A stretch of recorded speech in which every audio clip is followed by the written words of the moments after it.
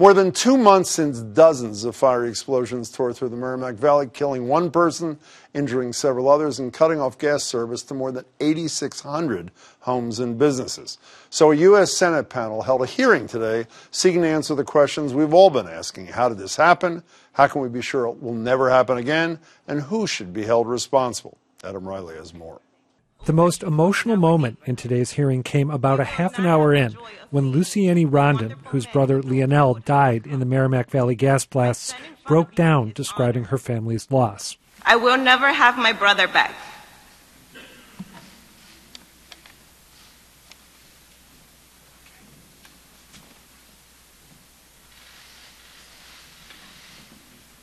Shaming Columbia Gas and its corporate parent NiSource for the September explosions appeared to be a major goal of the proceedings in Lawrence. Columbia Gas has showed they could not provide safely the service they promised everyone. Columbia Gas should cease to exist. No second chances. But there were others, like forcing Columbia and NiSource to do right by their customers. You will make them 100% financially whole. We will work with them to fully understand, not just financially. Will you make them 100% financially whole? Yes. And a third aim, leveraging the blasts to get more regulation of an industry that largely regulates itself. This industry has proven that safety is not its top priority. So if they won't do what is right, then we should make sure that the laws and regulations compel them to do what is right. So did the hearing achieve what it was supposed to? Well, there was plenty of contrition from the Columbia and NiSource brass. We are deeply sorry. I am deeply sorry. Then again, asked if he should lose his job, Columbia President Steve Bryant said no. And while NiSource CEO Joe Hamrock vowed to make the Merrimack Valley residents affected by the blasts financially whole, he also said those same customers might end up paying to fix the system that betrayed them. Can you make the commitment that you will not pass the cost along to the ratepayers?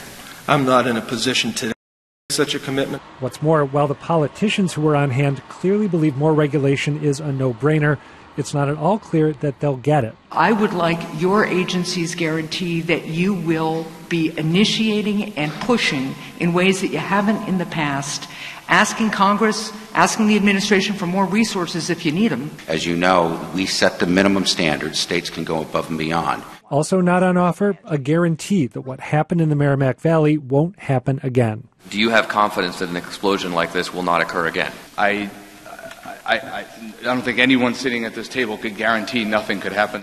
Hey, Adam Reilly joins me now. Just to be clear, did Columbia and is it NiSource, I guess you say it? Yeah. They actually take responsibility for the blast today? I'd say they took responsibility in a very formal, broad sense. What they didn't do is take responsibility for or apologize for the decisions they made in the run-up to the blast that could have prevented this. They didn't even explain them. Like what, for example? A few different things. Bear with me here because I'm not an engineer, a sciencey kind of guy. I am. So they were good.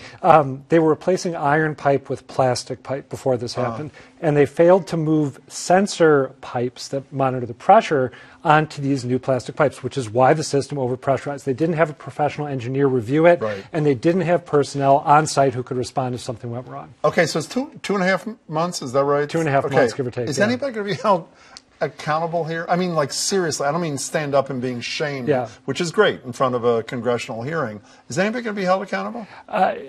Given the caveat that you gave, I would say the answer is probably no. The maximum fine, as Ed Markey pointed out, is $2 million. There was about $800 million in damage done. There's no indication anyone's going to lose their jobs.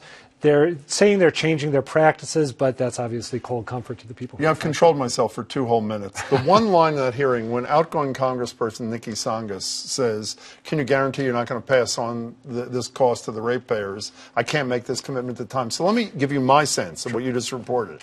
Yes, we're going to make them whole, say Columbia Gas and NiSource, and the way we're going to make them whole is by passing on the cost of making them whole to the very same ratepayers who were promising to make whole. Is that an unfair I think that's a characterization? reasonably cynical interpretation. What they did was leave the door open to passing the cost of both infrastructure improvements and financial restitution onto ratepayers. They didn't commit to it, but they didn't commit to not doing it. It's, to me, just unbelievable. It does seem pretty egregious.